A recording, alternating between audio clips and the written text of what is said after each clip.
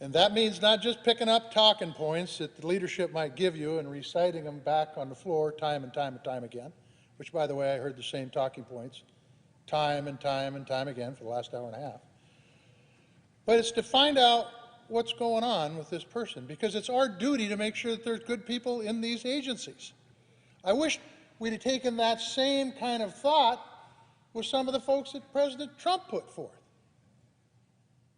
But it seems though the rules have changed.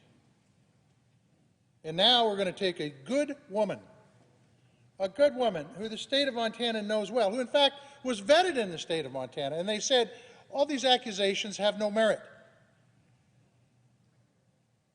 And we're going to run her through the ringer here. Character assassination like I've never seen before. But let's be honest. What is this really about? Is this about Tracy Stone Manning? No, this is about the Republicans in the Senate trying to make Joe Biden look bad. That's what this is about. Make no mistake about it. That's what this is about. So let's get back to the issue at hand. And that is the person that's been nominated to run the BLM, Tracy Stone Manning. Somebody that I've known for the last 25 years, somebody that I've worked with for the last 20 years, somebody that when they were on my staff, worked with the wood products industry, worked with recreation folks, worked with everybody out there to write a bill on how we could better manage our national forests with Montana input. She is somebody that lives by the statement, you have 2 ears and 1 mouth, act accordingly. She is somebody that knows the value of collaboration. She is somebody that can listen, that can reason, that knows our public lands, has recreated on our public lands for her entire life. And she's somebody that will run the BLM in a hell of a lot better way than this dude by the name of Penley, who sat in that office unconfirmed for months after months after months in the previous administration, and nobody on the Republican side of the aisle said a thing about him. Somebody who wanted to sell off our public lands. Somebody who really didn't care about access to them. But we have a person today that we can confirm that can once again make the BLM the agency it needs to be. Somebody who understands multiple use. Somebody who understands that the BLM needs to be run by a professional. Tracy Stone Manning is a professional. I would encourage everybody to vote for her. Thank you, Mr. President. All time has expired. The question is on the nomination. Is there a sufficient second? There appears to be. The clerk will call the roll. Ms. Baldwin, Mr. Barrasso,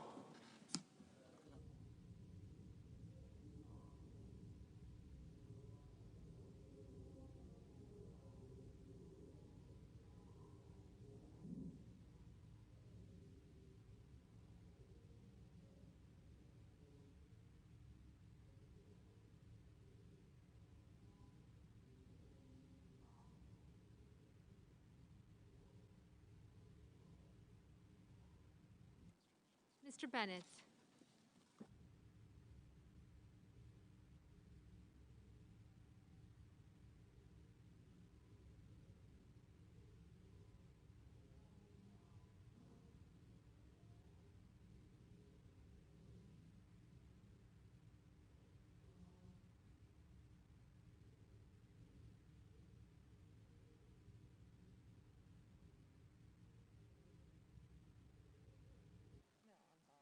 Mrs. Blackburn, Mr. Blumenthal, Mr. Blunt, Mr. Booker, Mr. Bozeman, Mr. Braun, Mr. Brown, Mr. Burr, Ms. Cantwell, Mrs. Capito, Mr. Cardin. Mr. Carper.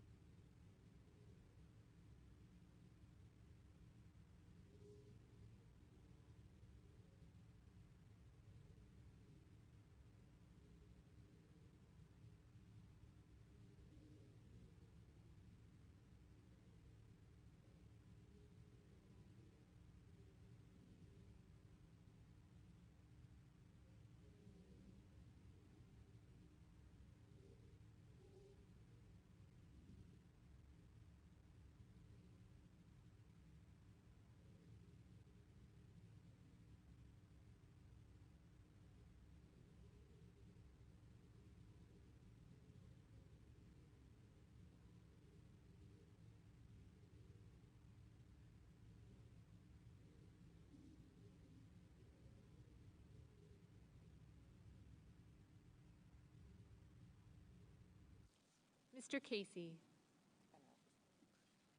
Mr. Cassidy.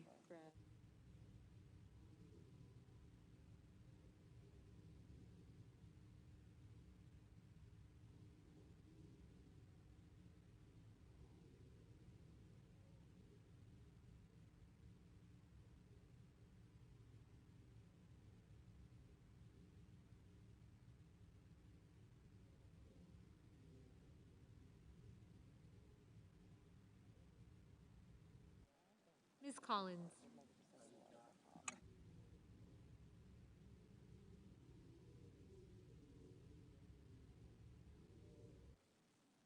Mr. Coons. Mr. Cornyn.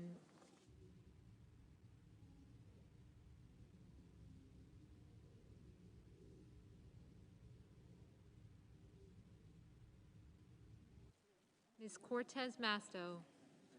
Mr. Cotton. Mr. Kramer. Mr. Crapo. Mr. Cruz.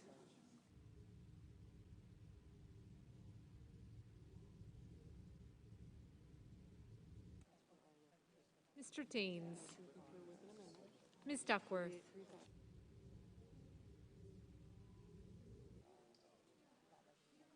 Mr. Durbin. Ms. Ernst. Mrs. Feinstein. Mrs. Fisher. Mrs. Gillibrand. Mr. Graham. Mr. Grassley.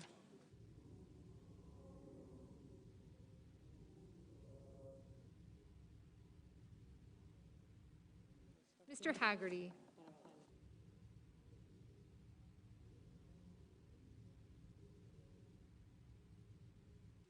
Ms. Hassan. Mr. Hawley. Mr. Heinrich.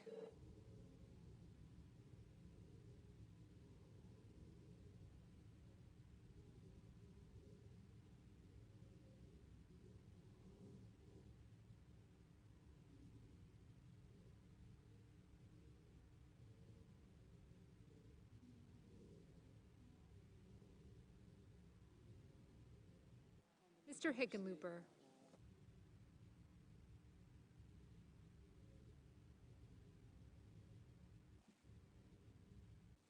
Ms. Hirono.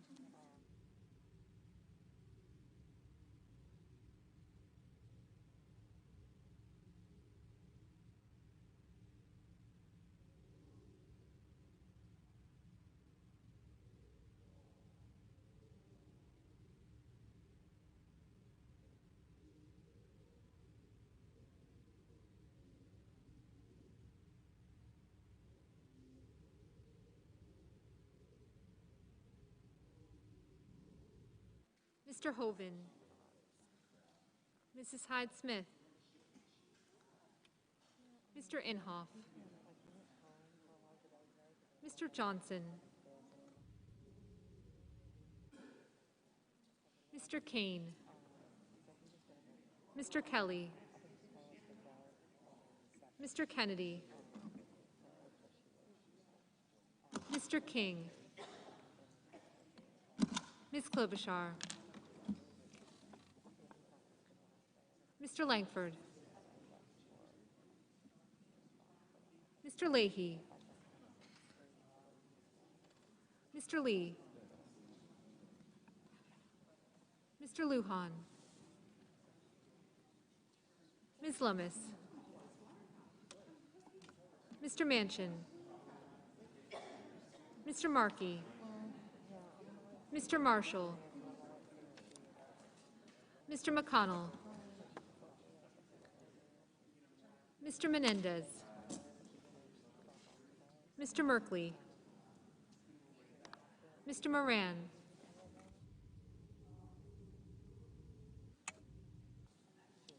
Ms. Murkowski, Mr. Murphy, Mrs. Murray, Mr. Ossoff,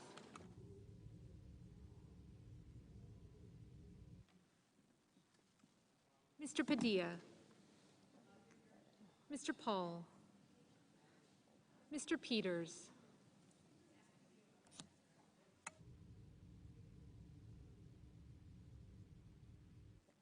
Mr. Portman, Mr. Reed, Mr. Risch, Mr. Romney, Ms. Rosen, Mr. Rounds, Mr. Rubio, Mr. Sanders, Mr. Sass, Mr. Schatz, Mr. Schumer, Mr. Scott of Florida, Mr. Scott of South Carolina, Mrs. Shaheen, Mr. Shelby, Ms. Sinema, Ms. Smith,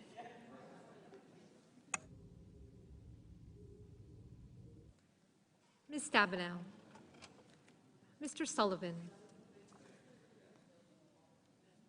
Mr. Tester,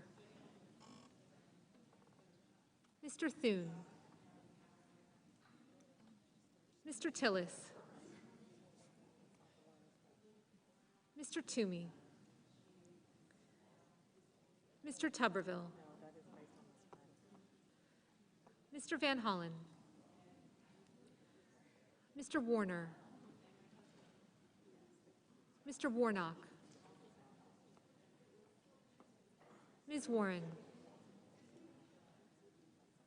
Mr. Whitehouse, Mr. Wicker,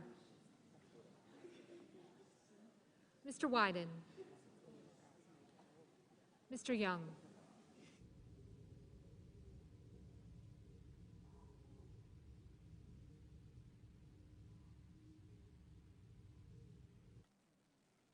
Senators voting in the affirmative: Booker, Brown, Cantwell, Durbin, Heinrich, Lujan, Markey, Ossoff, Schatz, Sinema, Tester, Van Hollen, Whitehouse, and Wyden. Senators voting in the negative: Barrasso, Capito, Kramer, Graham, Hoven, Hyde-Smith, Inhofe, Lee, Lummis, Marshall, Risch, Rubio, and Thune.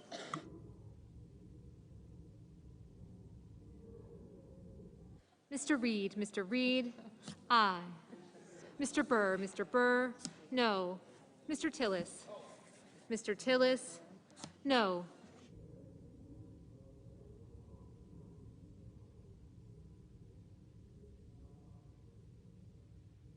Ms.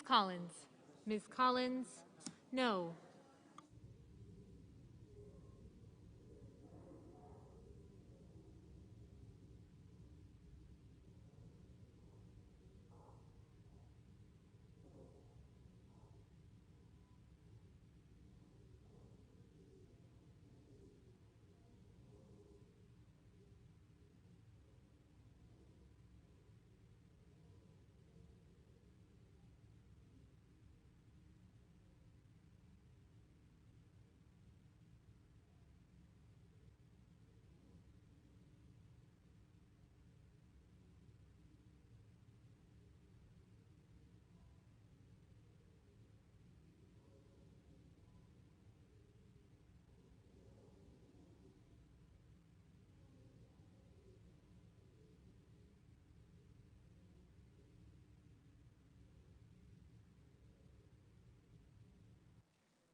Mr. Leahy.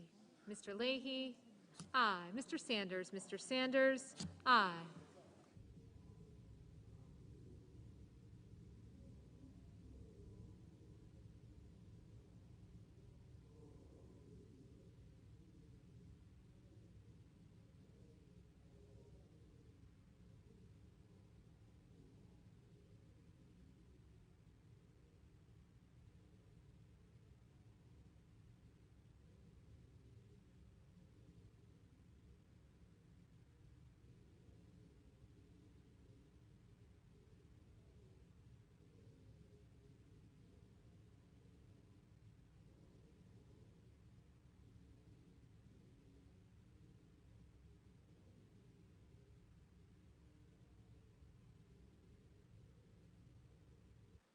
Mr. Crapo. Mr. Crapo, no.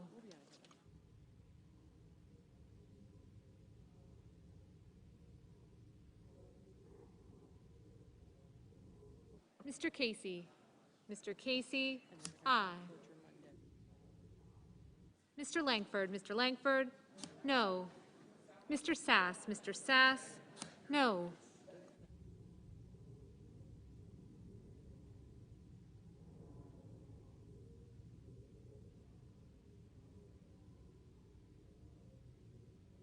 United States Senate. She lied to our committee and she lied to this institution.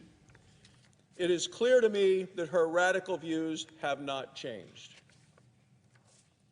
So in September of 2020, 1 year ago, she tweeted an article written by her husband that calls, because she's in charge of, would be in charge of areas related to the forest, retweeted an article by her husband that calls for homes in forests to be left to burn during wildfires. Senator Sullivan talked about the fires in Alaska. We've had fires in Wyoming. We have firefighters in there protecting structure, human life. Her husband says, let them burn. Her husband wrote, there's a rude and satisfying justice in burning down the house of someone who builds in the forest. Rude and satisfying justice in burning down someone's home. Tracy Stone Manning isn't responsible for the views of her husband, but a year ago, not as a graduate student, decades ago, we're talking now, as wildfires burned across the country, she actually endorsed her husband's views on letting the houses burn. In a tweet, she called her husband's writing a clarion call. Well, clarion call, if you look it up, means a call to action. As the director of the Bureau of Land Management, Tracy Stone Manning would be in charge of firefighting operations on public lands. And yet her husband, in the thing she's retweeted, says, let it burn.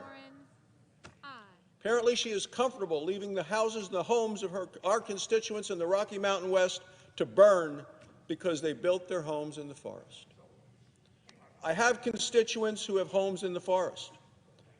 I am sure almost every senator does. And this tweet wasn't 30 years ago. This tweet was 1 year ago. Who actually thinks her beliefs are different today?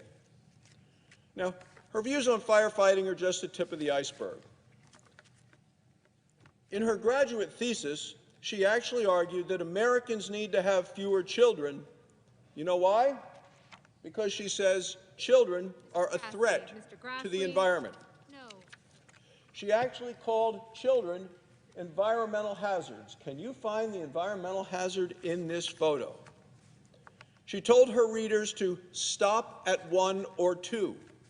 She even made ads like this one to promote these ideas. The child as an environmental hazard. And she's the nominee of the President of the United States for an important position in this government. She answered her own question by saying, oh yeah, you can find the environmental hazard. That's right, it's the cute baby. But this thesis wasn't the only time she argued for human population control. In an essay in the High Country News, she said Americans were, quote, breeding our weapons in the war on the grizzly bear. She concludes that essay by saying, we should wage war on overpopulation Mr. President, these are ideas you hear in communist China, not from the nominee to be the director of the Bureau of Land Management in the United States. Mr. President, there are many qualified Democrats who could run the Bureau of Land Management and do a fine job of it. We should reject this nomination, and the President can nominate someone else. It is astonishing to me to see Democrats digging in to defend a proven liar, an eco-terrorist collaborator who still holds very dangerous and threatening beliefs. Ms. Baldwin, aye. Ms. Cortez Masto, aye. Ms. Smith, aye. Mr. Toomey, no. Ms. Hassan, aye.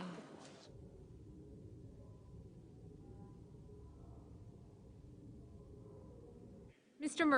Murphy, aye. Mr. Bozeman, no. Mr. Kelly, aye.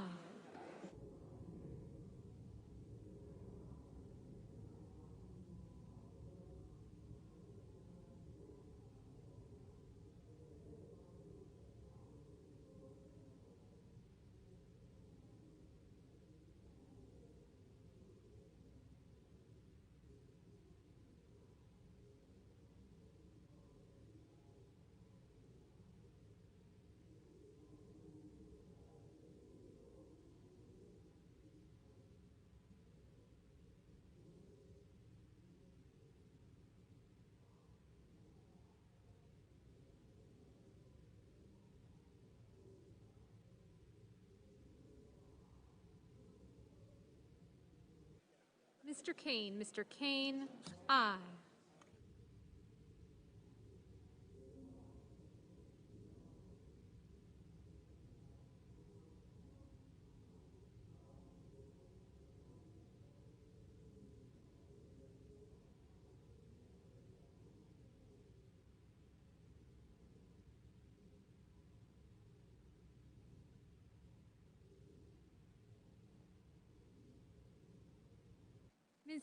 Ms. Rosen, aye.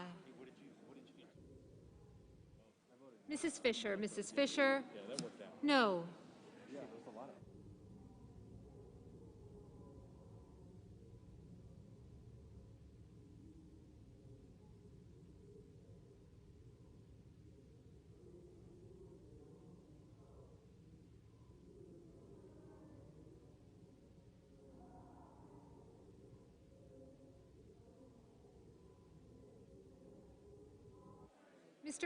Mr. Carper, aye.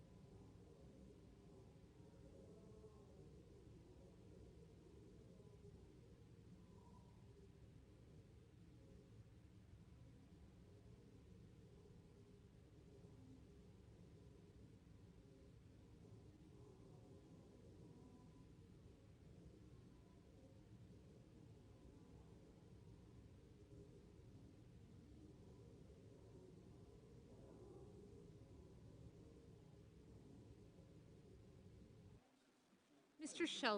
Shelby, no. Mr. Wicker, no.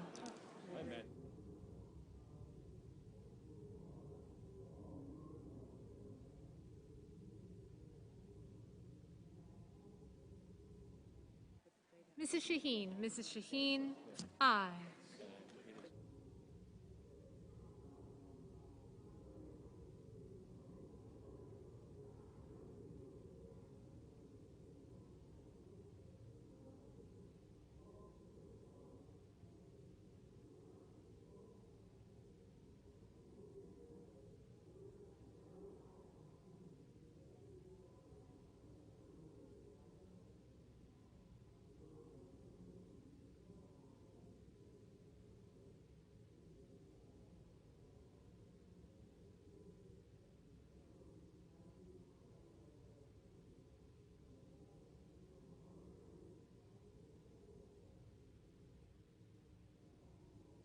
Mrs. Gillibrand, Mrs. Gillibrand, aye.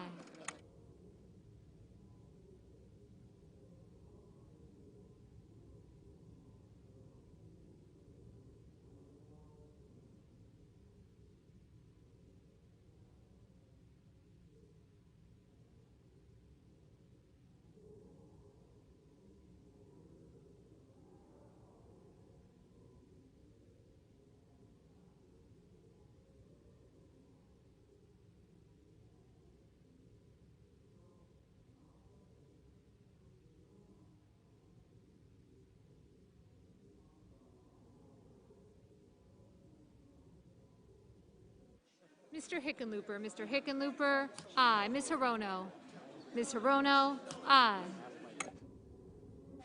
Mr. Romney, Mr. Romney, no. Mr. Sullivan, Mr. Sullivan, no.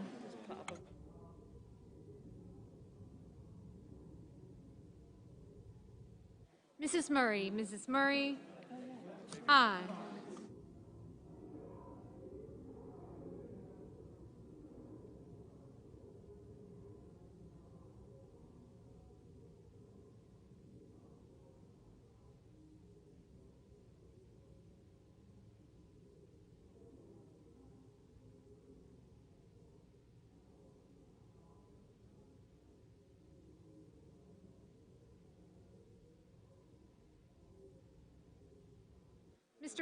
Mr. Cardin, aye.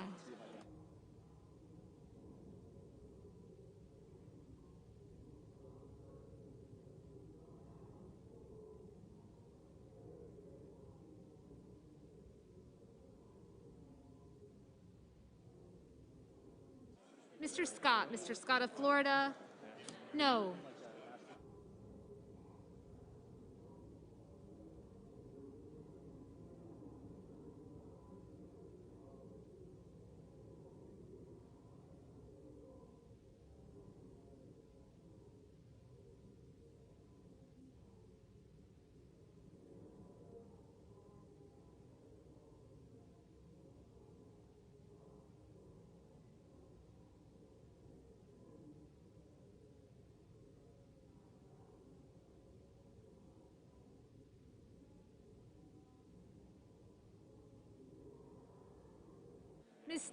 Ms. Stabenow, aye.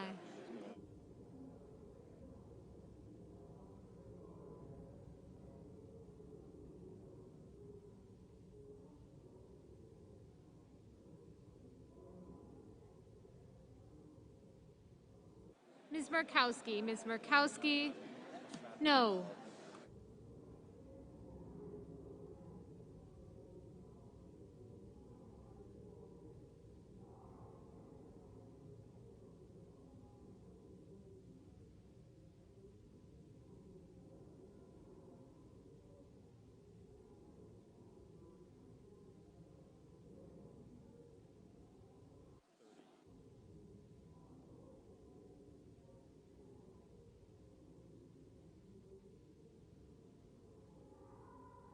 Mr. Portman, no.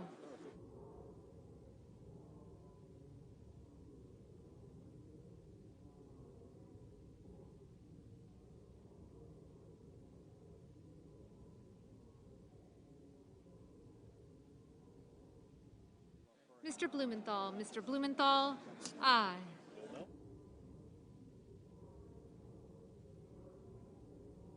Mr. Cassidy, no.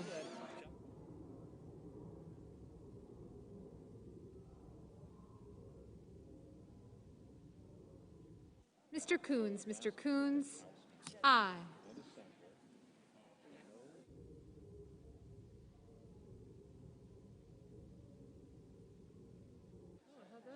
Mr. Johnson, no.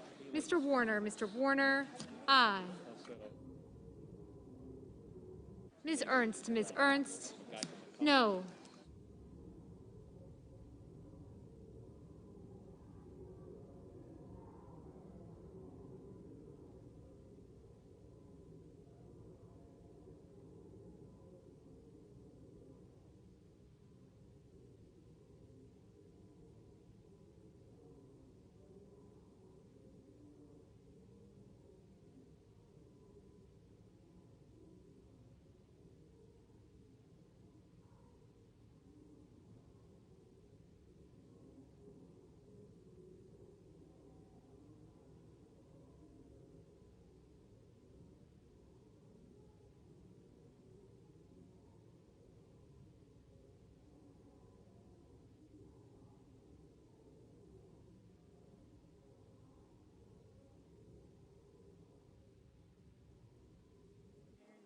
Mr. Kennedy, Mr. Kennedy, no. Mr. Hawley, Mr. Hawley, no.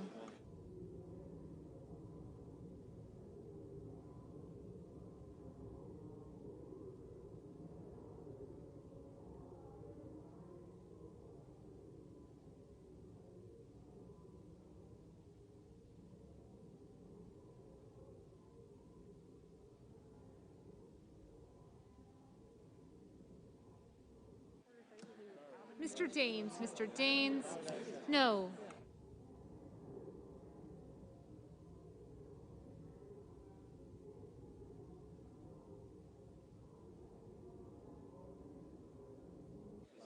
Mr. Menendez, aye.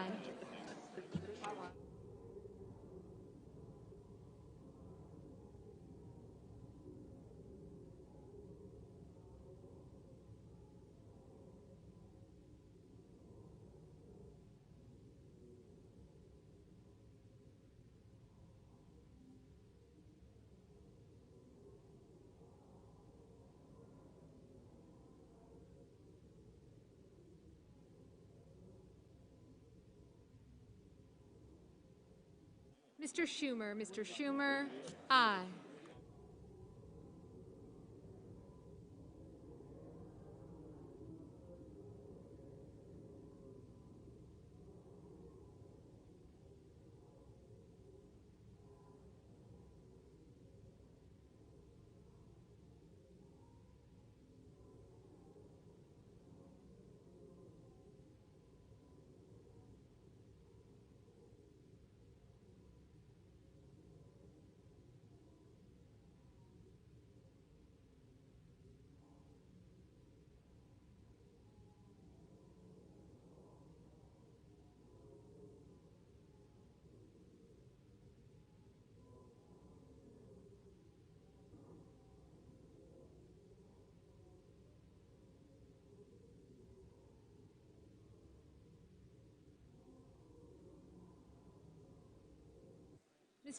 Mr. Young, no.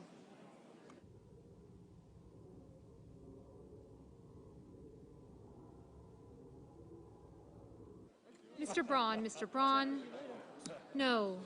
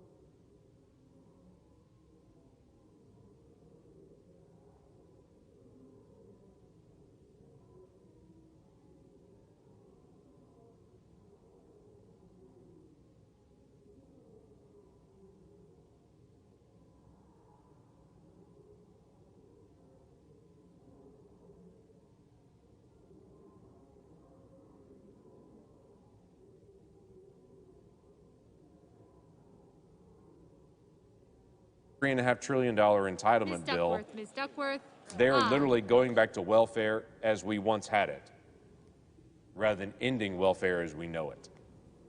They're returning to just checks rather than encouraging jobs.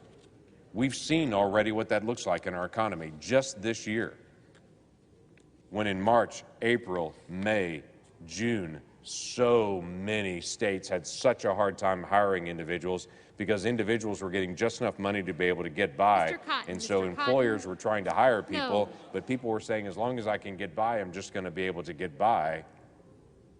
And we watched company after company struggle to be able to actually bring staff on. We watched lots of restaurants cut their hours. We watched lots of stores cut their hours because they couldn't get enough staff. That's the plan for this $3.5 trillion bill, to cut more checks to more individuals, to make it even harder to be able to function in our economy. And it's not just that, it's throughout the bill. Mr. Blunt. They changed the No. way that the Affordable Care Act funding is even done. According to the Kaiser Family Foundation study that's tracking all of these changes, a family of 2 adults with a 5-year-old child with an annual income of $100,000 will now get $10,500 per year in additional subsidies. A family of $100,000, they're going to give an additional $10,500 per year. And that's not the only issue as well. Dramatic change in preschool entitlements. $450 billion they want to spend on this massive Mr. child care and Cruz, preschool Mr. entitlement Cruz. program. And that No. all may sound great, like we need to do more. Why aren't they engaging in things like Head Start and some of the child development block grants? They're ignoring those to do an even bigger new program. It's fascinating to me, and in the budget documents they put out, they continue to attack the most basic issue of life. While they do child care spending at one hand and say, we really want to help children, if you're a baby in the Scott, womb, Mr. Scott you've of got South no chance Carolina. under their bill. No. If you're a child that they can see, they want to do $450 billion in new entitlement programs. But if you're a child in the womb, the bill is full of additional incentives to increase abortion in America and to do taxpayer-funded abortion in America. I have to tell you, I saw a New York Times article just recently that had a line where they were talking about abortion and encouraging abortion, and they were talking about the new Texas law dealing with abortion and life, and they added into it, I think a majority of women are being sentenced to being parents. Sentenced to being parents. How about welcoming a child and seeing them for who Mr. they are? Haggerty, Mr. Haggerty. This bill includes a methane No. fee that will kill the oil and gas industry in my state and around the country. This bill includes a new clean electricity performance program, which will drive up the cost of electricity for every single American. If you think your electricity bill was expensive this summer, wait till the clean electricity performance program comes in and see how much your summer electricity bill is. Oh, but don't worry, if you plug in your electric vehicle, if you get an electric vehicle, they're going to give you a $12,500 tax credit if you get an electric vehicle, if it's produced in a union shop. Because apparently union shops are more carbon friendly, I guess. They don't say that. There is no requirement for that. It's not about cleaner environment. It's just an extra perk to the unions on that and a shot to anyone who does production in a state that's non-unionized or a non-union shop. $12,500 that they want to be able to pay towards an electric vehicle. And that's not just for some, that's from most every American would get that. It includes massive new subsidies for solar and for wind, even though wind and Mr. solar McConnell. Mr. can McConnell. make money right now. No. We do it both ways. But because it's so expensive to do the transmission lines from far distances, Mr. Warnock. they're Mr. including Warnock. massive new subsidies Aye. for Mr. that. Bennett. Mr. Bennett. They create $3 Aye. billion for the Civilian Climate Corps to be able to pay young people to do climate activism all around the country. So those folks that are climate activists will actually be paid for with your tax dollars. It includes what the Joint Committee on Taxation states, that taxpayers, get this, at all income levels will see tax increase under this bill. All income levels. 40 different tax hikes, over $2 trillion in tax increases that they have announced. It will cost $0. We're going to spend $3.5 trillion and it'll have absolutely no cost. Except that Joint Tax has already looked at it and said all taxpayers will have a tax hit on this. In addition to that, companies in the United States will have one of the highest tax rates in the entire world. Just basic economics. When you're trying to compete, do you want to have a lower price or a higher price? Just basic economics. If the United States is going to compete with China, should we have a lower tax rate than communist China or a higher one? Well, according to this bill, the United States will have a higher tax rate than communist China on our businesses. I don't know of anyone that thinks that's a good idea, other than the folks that are voting to increase taxes dramatically on the American people. And for folks that continue to say, well, it's only on corporations, and they think it's Apple and Ford and Conoco, you know what? When you talk about corporations, 1.4 million small businesses are organized as C Corps. Over 84% of C Corps have 20 employees or less. So if you think this is all about the big boys, oh, just wait. Not only that, in their tax policy, they include new marriage penalties to disincentivize marriage in America. Or if you get married and file jointly, you're going to pay more taxes. It includes new enforcement from the IRS. Initially, it was to talk about $600. If you deposit or withdraw $600 from your bank account, then we're going to do new enforcement. That's going to have to get turned into the IRS. Then they changed it because they figured out people get nervous with that. So now they're talking about if you do $10,000 of additions or subtractions in your bank account in a year, then we're going to track you. Can I tell you, almost every American in their bank account puts in $10,000 in or out in a year. If you make $12,000 in a year and deposit a check in your bank account, you'll be turned into the IRS with your transactions. This is a new way to be able to harvest data from every single American and turn it over to the IRS that is leaking information like a sieve currently.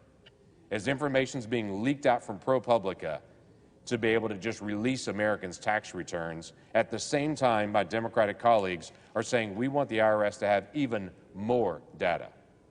And if you don't capitulate to the vaccine mandate, well, guess what? The $3.5 trillion new bill increases OSHA fines for you 10 times higher than what they used to be. 10 times higher than what it used to be. This is about caving to their will. Yeah, there's a lot of things in this bill, and I haven't even touched the hem of the garment on how many things are in it. We need to be engaged as Americans. And we need to know what's actually being proposed by this body and by this president, and to be able to see the result of that worldwide. It's time for us to engage and to stay informed. And it's time for this body to consider, is that really where the American people are? Is this really what the American people want? I can assure you, in Oklahoma, it is not.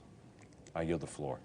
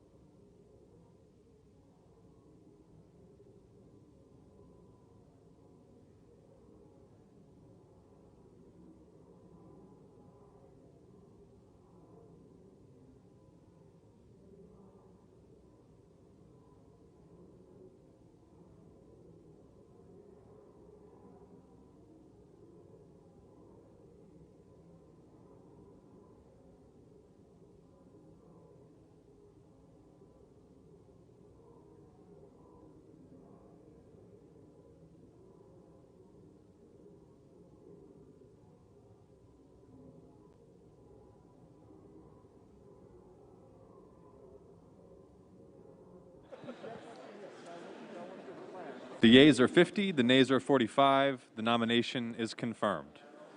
Under the previous order, the motion to reconsider is considered made and laid upon the table, and the President will be immediately notified of the Senate's actions. Order in the Senate, please.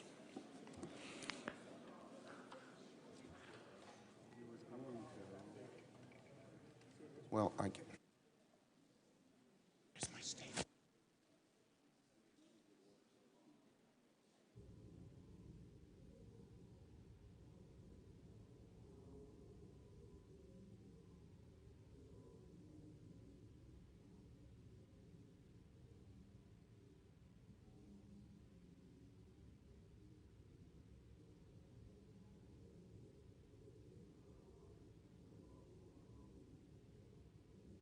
Mr. President. The Majority Leader.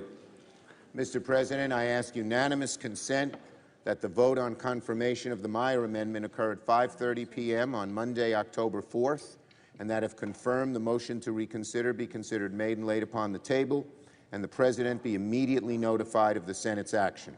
Is there objection? Now, Mr. Without President, objection. I move to proceed to legislative session. The question is on the motion. All in favor say aye. Aye. Opposed, no. The ayes appear to have it. The ayes do have it. The motion is adopted. Now, Mr. President, it's my understanding the Senate has received a message from the House of Representatives to accompany S. 1301. The Senator is correct. I ask that the chair lay before the Senate the message to accompany S. 1301, and I ask for the yeas and nays. Is there a sufficient second? Second. There is. The clerk will call the roll. Ms. Baldwin. Mr. Barrasso. Mr. Bennett. Mrs. Blackburn. Mr. Blumenthal. Mr. Blunt. Mr. Booker.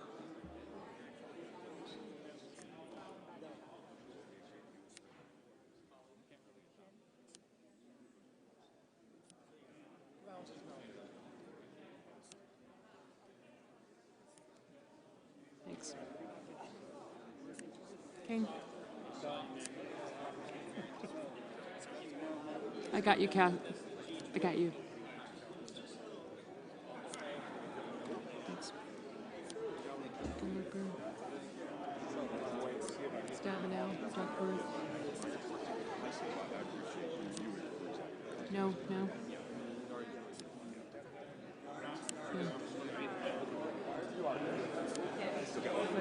Thank you. Thank you. Thank you.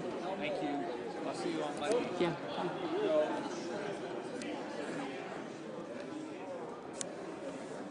Mr. Blunt, Mr. Booker. Mr. Bozeman. Mr. Braun. No. Thank you. Cotton.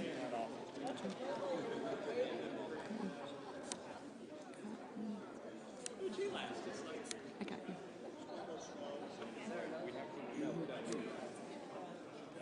I got you. Cruz. Hearts. I got you. Thank you.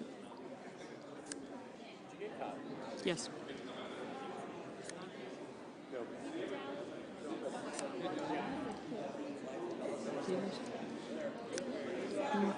Mr. Brown. Mr. Burr.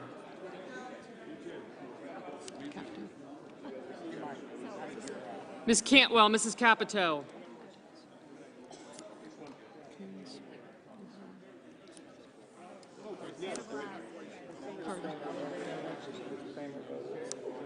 Mr. Cardin, Mr. Carper. Not yet.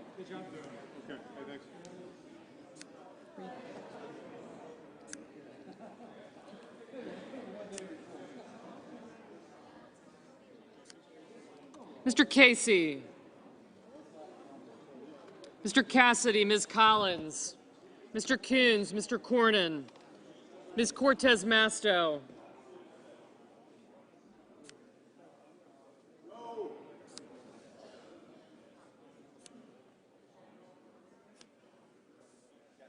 I do. Thank you.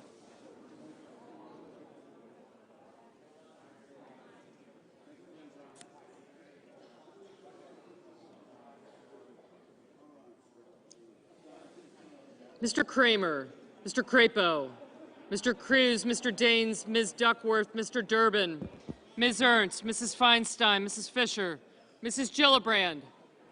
That's right. Mr. Graham, Mr. Grassley, Mr. Haggerty, Ms. Hassan, Mr. Hawley, Mr. Heinrich, Mr. Hickenlooper, Ms. Hirono, Mr. Hoven, Mrs. Hyde-Smith,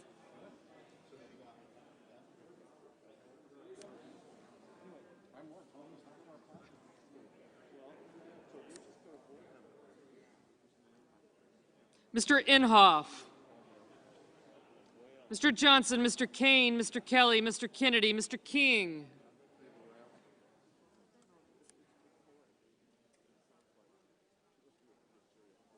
Ms. Klobuchar, Mr. Lankford, Mr. Leahy, Mr. Lee, Mr. Lujan, Ms. Lummis,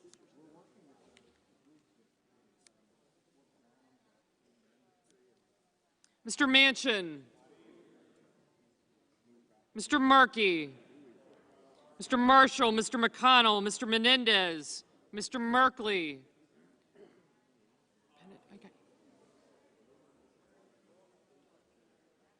Mr. Moran, Ms. Murkowski, Mr. Murphy, Mrs. Murray, Mr. Ossoff,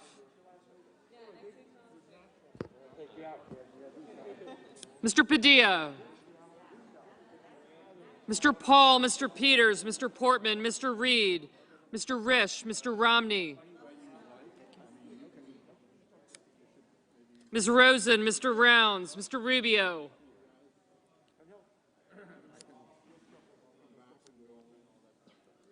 Mr. Sanders,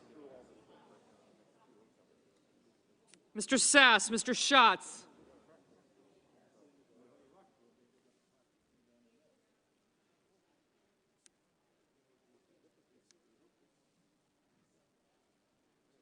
Mr. Schumer,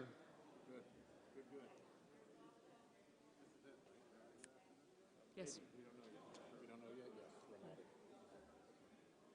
Mr. Scott of Florida, Mr. Scott of South Carolina, Mrs. Shaheen, Mr. Shelby, Ms. Sinema, Ms. Smith, Ms. Stabenow, Mr. Sullivan,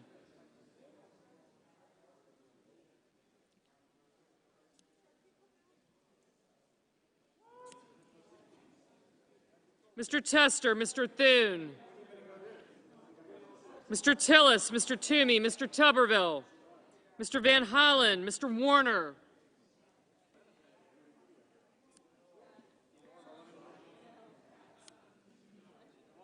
Mr. Warnock, Ms. Warren, Mr. Whitehouse, Mr. Wicker, Mr. Wyden, Mr. Young,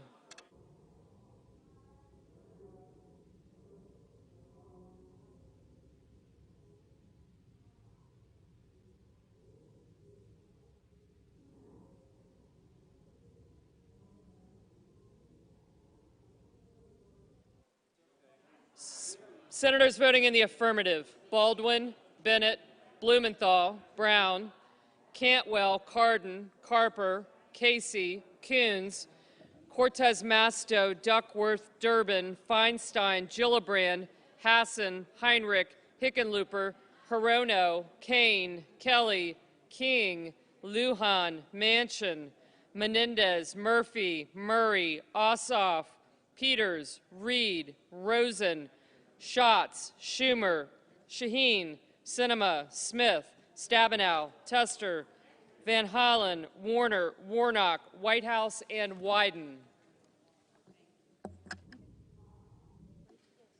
Senators voting in the negative: Barrasso, Blunt, Braun, Burr, Capito, Cassidy, Collins, Cotton, Crapo, Cruz, Daines, Ernst, Fisher, Graham, Grassley, Haggerty, Hawley, Hyde-Smith, Johnson, Kennedy, Lankford, Lee, Lummis, Marshall, McConnell, Portman, Risch, Romney, Rounds, Scott of Florida, Scott of South Carolina, Shelby, Sullivan, Tillis, Toomey, Wicker, and Young.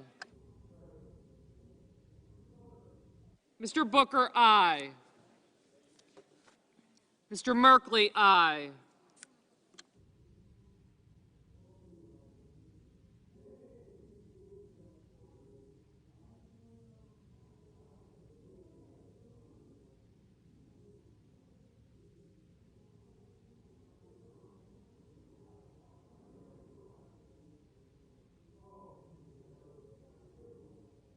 Mr. Thune, no.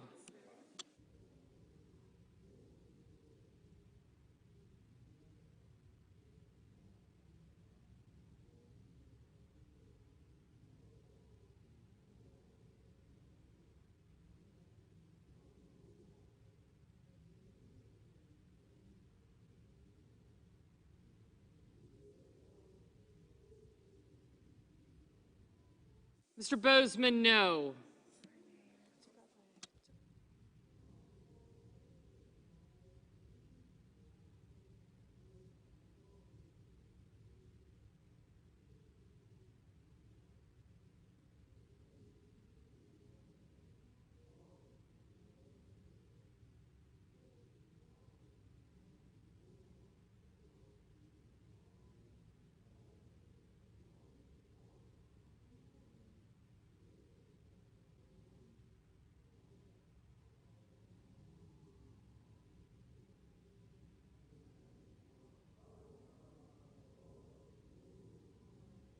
Mr. Leahy, aye.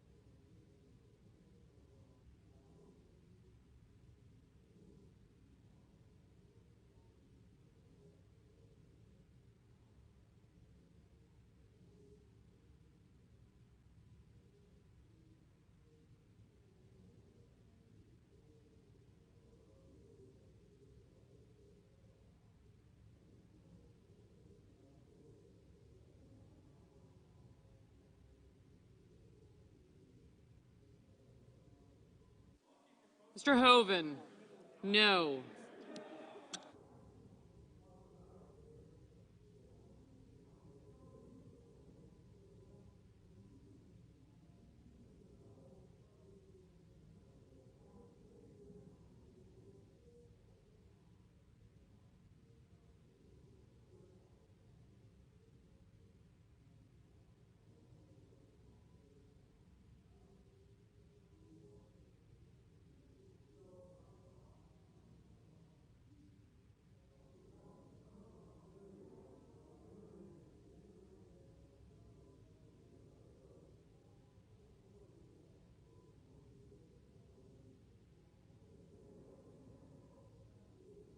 Mr. Kramer, no.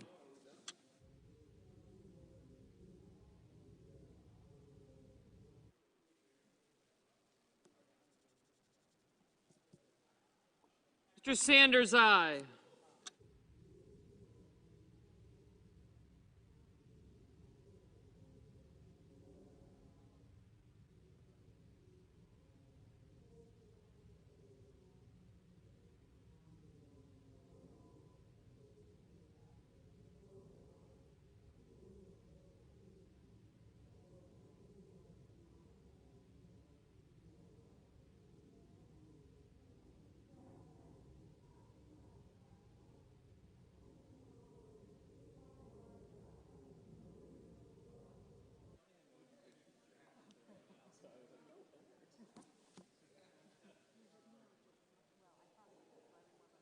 Ms. Warren, aye.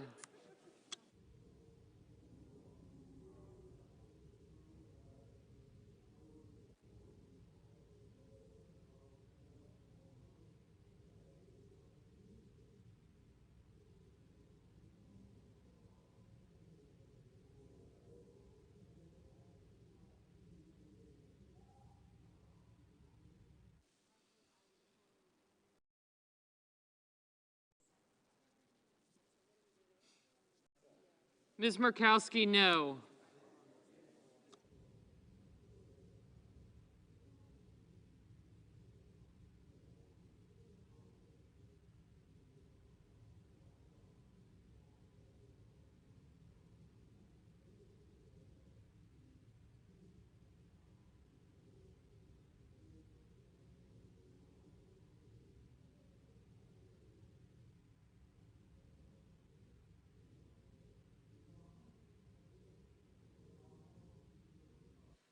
Mr. Sass, no.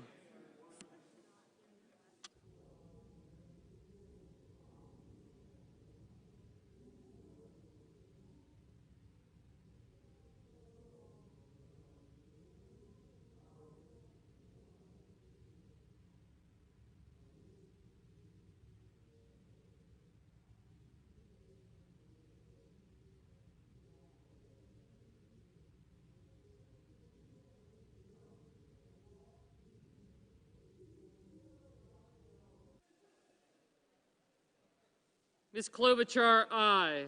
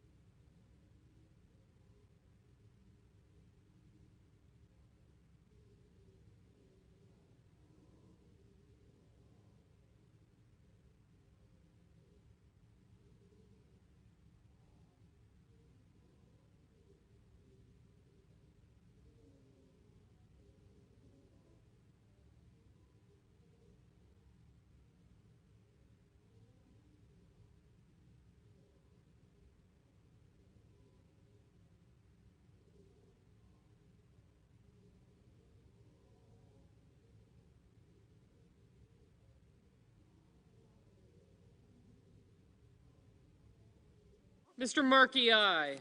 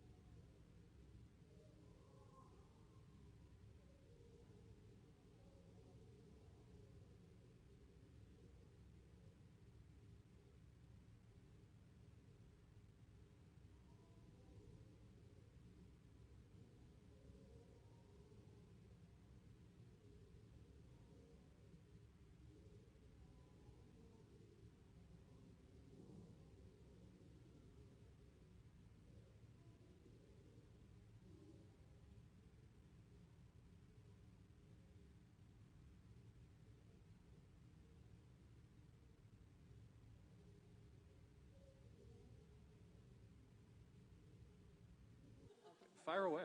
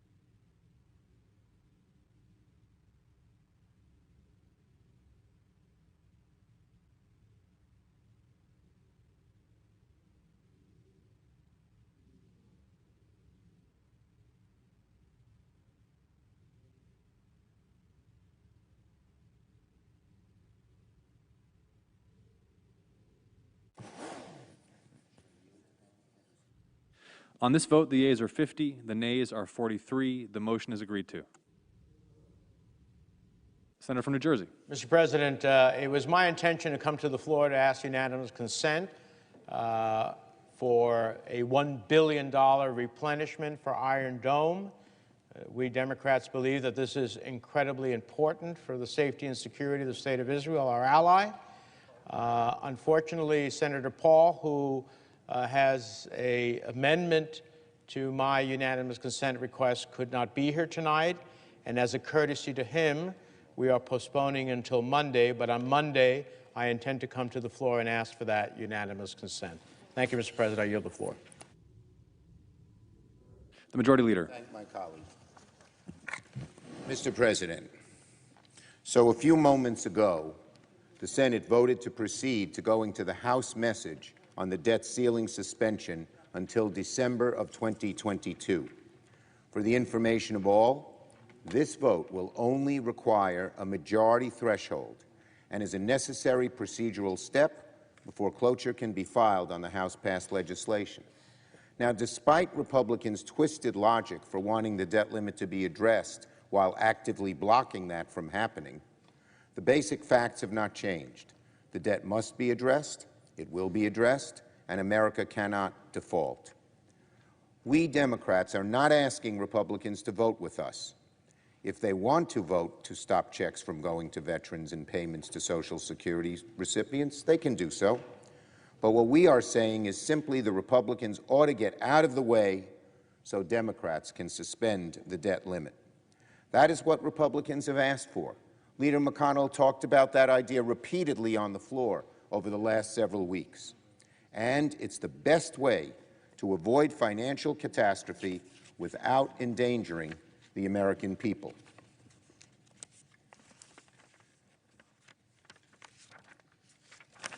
Now, where's the...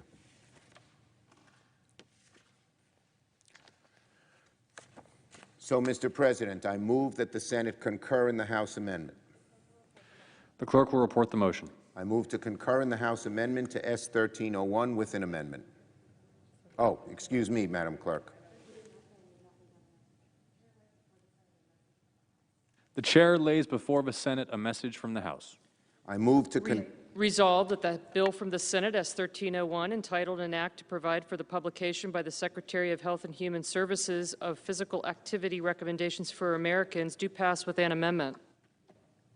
I move to concur in the House amendment to S. 1301 with an amendment. The clerk will report the motion.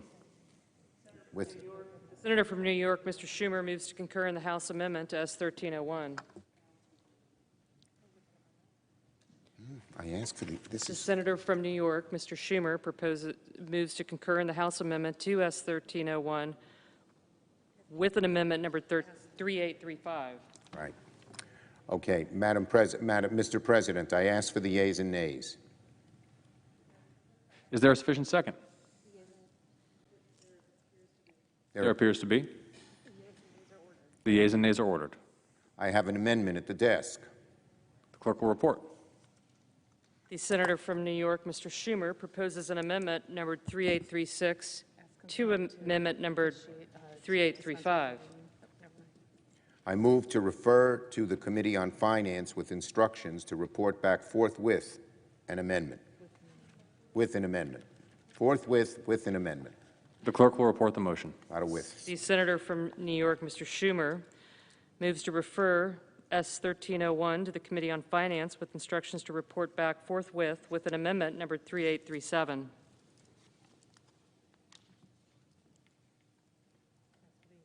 I ask for the yeas and nays. Is there a sufficient second? Second. There is. The yeas and nays are ordered. Mr. President, I have an amendment to the instructions at the desk. The clerk will report. The Senator from New York, Mr. Schumer, proposes an amendment number 3838 to the instructions of the motion to commit. I ask for the yeas and nays. Is there a sufficient second? Yeah. There appears to be. There is. The yeas and nays are ordered. I have a second-degree amendment at the desk. The clerk will report. The Senator from New York, Mr. Schumer, proposes an amendment number 3839 to amendment number 3838. Now, Mr. President, I move to proceed to executive session to consider calendar 336. The question's on the motion. All those in favor say aye. Aye. All opposed, no. The ayes appear to have it. The ayes do have it. The motion is agreed to. The clerk will report. Nomination, United States Agency for International Development, Paloma Adams Allen of the District of Columbia to be a Deputy Administrator. I send a cloture motion to the desk. The clerk will report the motion to invoke cloture. Cloture motion, we, the undersigned senators, in accordance with the provisions of Rule 22 of the Standing Rules of the Senate, do hereby move to bring to a close debate on the nomination of Executive Calendar Number 336, Paloma Adams Allen of the District of Columbia, to be Deputy Administrator of the United States Agency for International Development, signed by 18 senators as follows. I ask consent the reading of the names be waived. Without objection. I move to proceed to legislative session. The question is on the motion. All those in favor say aye. Aye. All opposed, no. The ayes appear to have it. The ayes do have it. The motion is agreed to. I move to proceed to executive session to consider calendar 253. The question is on the motion. All those in favor say aye. Aye. All opposed, no. The ayes appear to have it. The ayes do have it. The motion is agreed to. The clerk will report the nomination. Nomination, the Judiciary, Lauren J. King of Washington to be United States District Judge for the Western District of Washington. I send a cloture motion to the desk. The clerk will report the motion to invoke cloture. Cloture motion, we, the undersigned senators, in accordance with the provisions of Rule 22 of the Standing Rules of the Senate, do hereby move to bring to a close debate on the nomination of Executive Calendar Number 253, Lauren J. King of Washington to be United States District Judge for the Western District of Washington, signed by 17 senators as follows. I ask consent the reading of the names be waived. Without objection. Finally, I ask unanimous consent that the mandatory quorum calls for the cloture motion filed today, September 30th, be waived. Is there objection? Without objection. I ask unanimous consent that the cloture motions filed during today's session ripen at 11:30 a.m. on Tuesday, October 5th. Is there objection? Without objection. I yield the floor.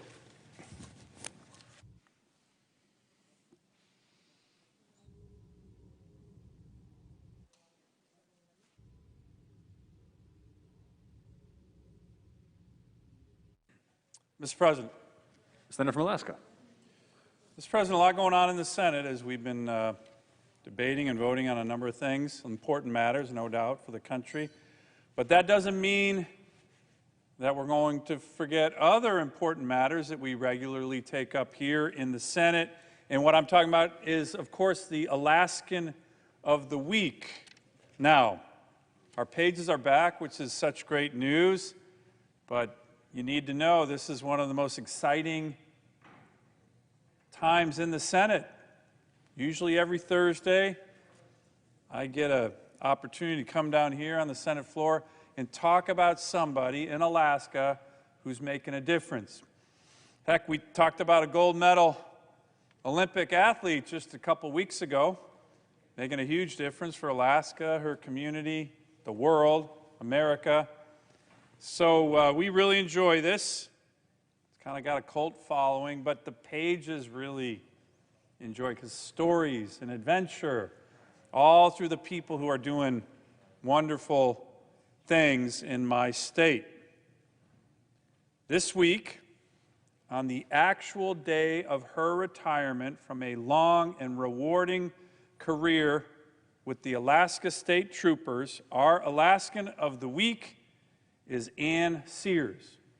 So, before I talk about Ann and her extraordinary service to Alaska, about her being the first and only Alaska Native female trooper, let me tell you a little bit about what's going on back home. In Wasilla, Alaska, where Ann recently moved, she was actually born in Nome. We're going to talk about that. The temperature has been in the mid-40s, 20s at night. Sun rose today at 8 a.m., sets at 7:30 p.m. You know, it moves fast in Alaska. We've already had several pretty good-sized snowstorms, so winter is coming. Winter is coming. Definitely coming to Alaska right now. But let's get back to Ann. After decades of hard work as an Alaska State Trooper, it's time for Ann to settle into a new home, to rest, get some sleep, think about her next steps, all of which she's planning on doing starting tomorrow, because today she's retiring. So, Ann Sears, well, let's start with her mother, Gladys, who's from Nome. Gladys actually left Nome for a little bit of time, moved to the lower 48, and among other things, Gladys, Ann's mom, worked here in D.C. She worked for Alaska Congressman Ralph Rivers. Most people don't think we ever had any other congressman but Don Young, because he's been there forever. But this was Alaska Congressman Ralph Rivers. And Gladys, Ann's mom, met her husband, Kerry, Ann's father, who was an electrician in the Navy. But Kerry and Gladys decided to move back to Nome because they wanted to make sure Ann was going to be born in Nome, which she was. So Gladys obviously is a woman of ambition, and so was her daughter, Ann. She passed that down to Ann. So after Ann was born, and Kerry, her father, left the Navy, he got a job as an electrician with the Federal Aviation Administration in Alaska, which took him and his family all around the state. Bethel, Kotzebue, Unalakleet, so many great villages in our rural part of Alaska. Now, eventually they settled in Juneau, and after high school, Ann got a job as a clerk for the Juneau Police Department. All through her younger years, she knew she wanted to do something to help people. But it wasn't until the tender age of 31 that her calling came. As the clerk at the Juneau Police Department, she decided, hey, I can do this. So she took the test required to become a police officer. Of course, a woman of this intelligence passed with flying colors, and she was offered a job. On the first day of training, on-the-job training, Ann was in a police car speeding to a site where a woman was hurt. She got there, she helped that woman, and her desire, motivation to be a police officer was cemented. She was hooked. She met her future husband, Jay, at the police academy, and eventually they became Alaska State Troopers as a couple, both of them working in rural Alaska together, where they'd worked for over 15 years. It didn't take Ann long to realize she was actually really good at her job. That's not being arrogant. She just knew. Quote, I could talk to people, she said. Not being big and being a woman, you've got to use words in this job. Mr. President, anyone who has watched the reality show Alaska State Troopers, now there's a lot of Alaska reality shows, but anyone at home watching right now, if you've seen Alaska State Troopers, you will have seen Ann featured prominently in that series. And you will understand what she means when she talks about using her words. She's articulate. She's tough. She's firm. She's very clear, but she's also calming, which is what you need from a good officer. She's able to bring calm and ease to the most volatile situations, in situations that can be extraordinarily challenging for our law enforcement officers. Now, as some might have heard me talk about here on the floor, the hundreds of small, rural villages and the hub communities of rural Alaska are literally the spiritual and cultural soul of my state. But like many areas across America, both urban and rural, Rural Alaska also has many challenges. And one of them is that there is not enough public safety officer present in rural Alaska. We have dozens of communities with nothing. No sheriff, no police officer, no trooper, no VPSO, nothing. It's a big issue. It's something I'm certainly passionate about, that we're all working on.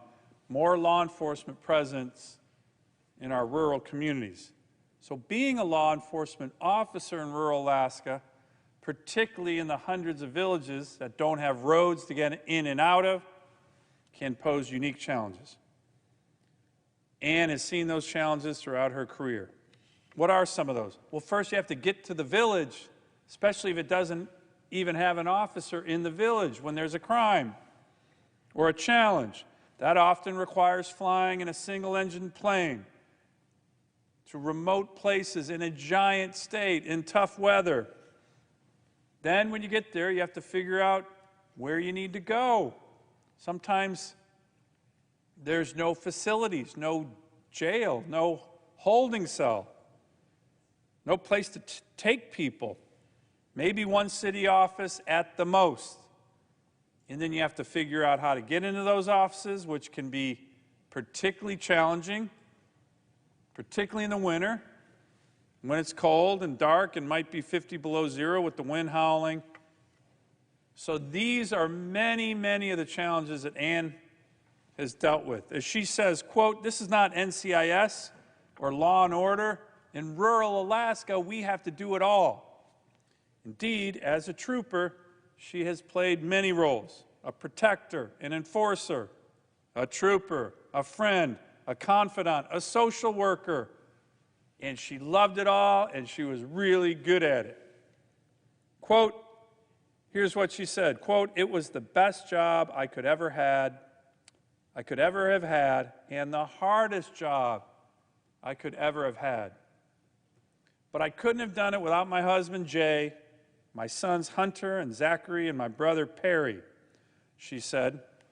Ann also credits the health aides and public safety officers, VPSOs, VPOs in these villages who have really, really important roles.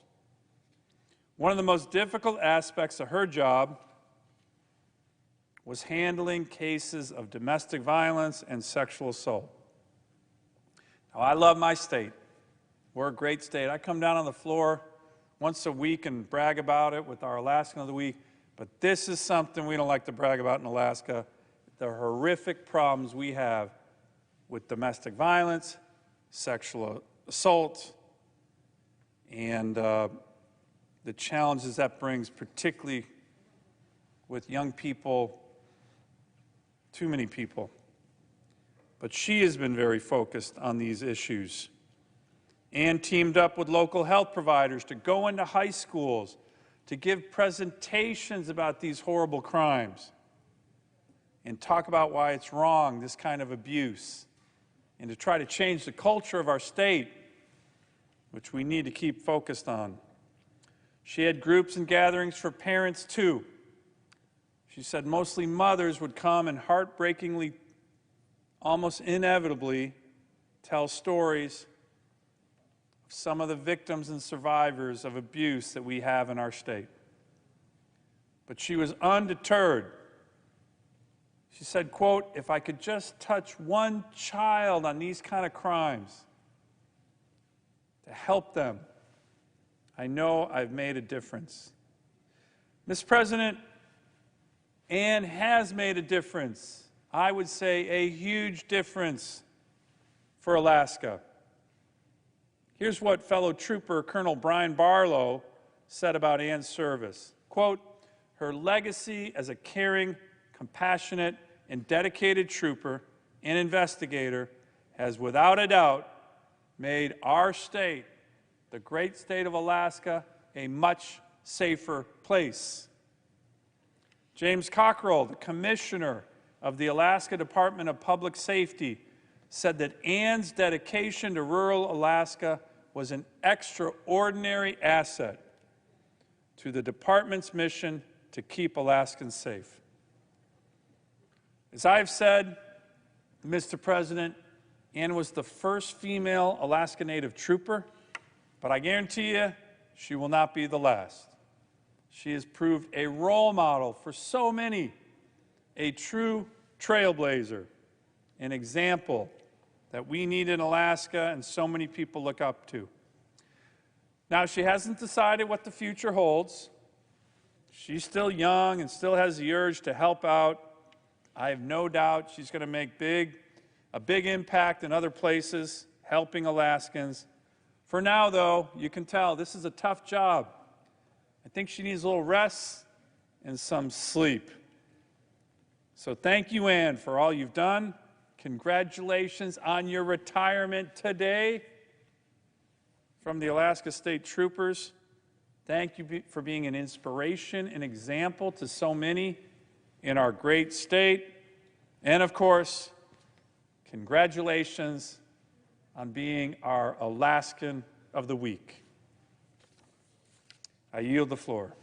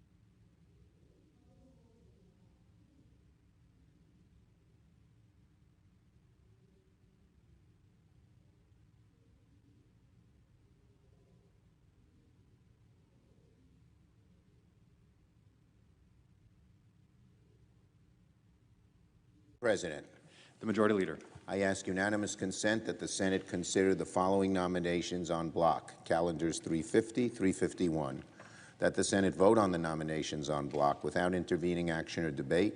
The motions to reconsider be considered made and laid upon the table with no intervening action or debate, that any statements related to the nominations be printed in the record, and that the President be immediately notified of the Senate's action. Without objection. The clerk will report the nominations on block. Nominations: National Foundation on the Arts and the Humanities, Darrell W. Baldwin of Ohio to be a member, Janine Max Fidler of Florida to be a member. The questions on the nominations on block. All in favor say aye. Aye. Opposed, no. The ayes appear to have it. The ayes do have it. The nominations are confirmed on block. I ask unanimous consent the Senate consider calendar 243, thank you, Melanie Ann Egorin of the District of Columbia to be Assistant Secretary of Health and Human Services, and that the Senate vote on the nomination without intervening action or debate. Without objection. Clerk will report the nomination. Nomination: Department of Health and Human Services, Melanie Ann Gorin of the District of Columbia to be an Assistant Secretary. The questions on the nomination. All in favor say aye. Aye. Opposed, no. The ayes appear to have it. The ayes do have it. And the nomination is confirmed. I ask consent that the motion to reconsider be considered made and laid upon the table, all without intervening action or debate, that no further motions be in order to the nomination, that any statements related to the nomination be printed in the record, that the President be immediately notified of the Senate's action. Without objection. I ask unanimous consent the Senate consider calendar number 353, Thomas Andrew Monheim to be Inspector General of the Intelligence Community Office of the DNI,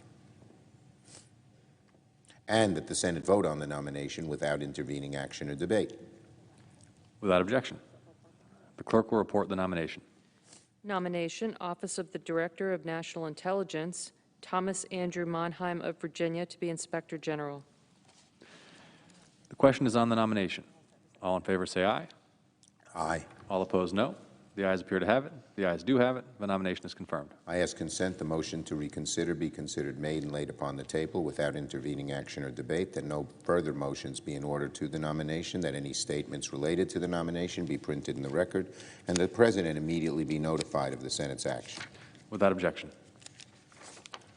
Mr. President, I ask unanimous consent the Senate proceed to executive session to consider the following nominations on block, calendars 370, 371, 372, 373, 374, and 375, that the Senate vote on the nominations on block without intervening action or debate. The motions to reconsider be considered made and laid upon the table with no intervening action or debate, that any statements related to the nominations be printed in the record, that the President be immediately notified of the Senate's action. Without objection. The Senate will proceed to the nominations on block. The question is on the nominations on block. All in favor say aye. Aye. All opposed, no. The ayes appear to have it. The ayes do have it.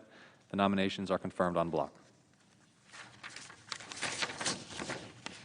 I ask unanimous consent the Senate consider the following nominations, calendars 377 through 385, 388, and 389, and all nominations on the Secretary's desk in the Air Force, Army, and Navy, that the nominations be confirmed on block, the motions to reconsider be considered made and laid upon the table with no intervening action or debate, that no further motions be in order to any of the nominations, that the President be immediately notified of the Senate's action. Without objection.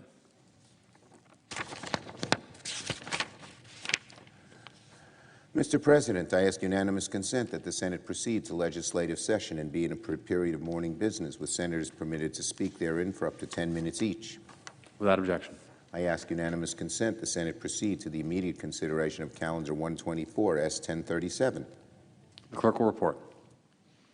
Calendar number 124, S1037, a bill to provide for the establishment of a section of the website of the Department of Commerce that shall serve as the primary hub for information relating to federal manufacturing programs and for other purposes. Without objection, the Senate will proceed to the measure.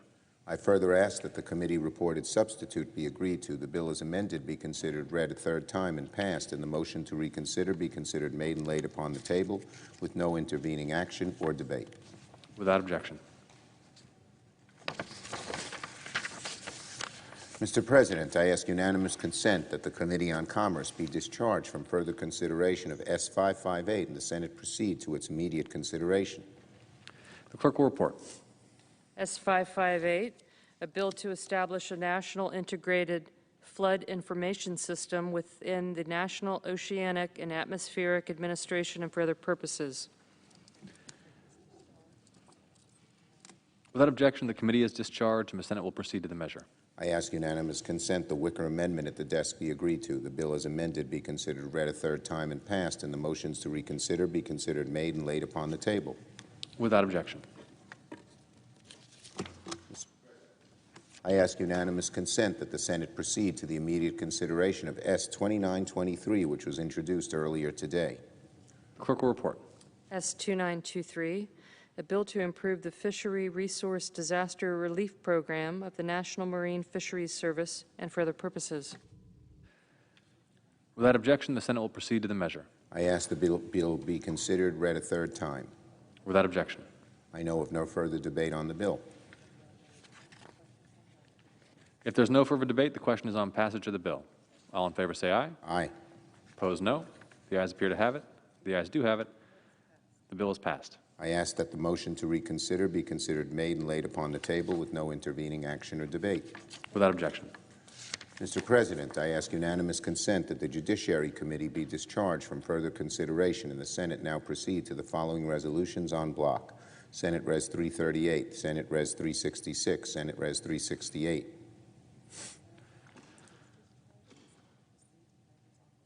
Without objection, the committee is discharged and the Senate will proceed to the measures en bloc. I ask unanimous consent that the resolutions be agreed to, the preambles be agreed to, and that the motions to reconsider be considered made and laid upon the table, all en bloc. Without objection. I ask unanimous consent the Senate now proceed to the en bloc consideration of the following Senate resolutions which were submitted earlier today: S-Res 402, S-Res 403, S-Res 404. Without objection, the Senate will proceed to the resolutions en bloc. I ask unanimous consent that the resolutions be agreed to, the preambles where applicable be agreed to, and that the motions to reconsider be considered made and laid upon the table, all en bloc. Without objection. And finally, I ask unanimous consent that when the Senate completes its business today, it adjourn until 12 noon Friday, October 1st. That following the prayer and the pledge, the morning hour be deemed expired, the journal of proceedings be approved to date, the time for the two leaders be reserved for their use later in the day, and morning business be closed.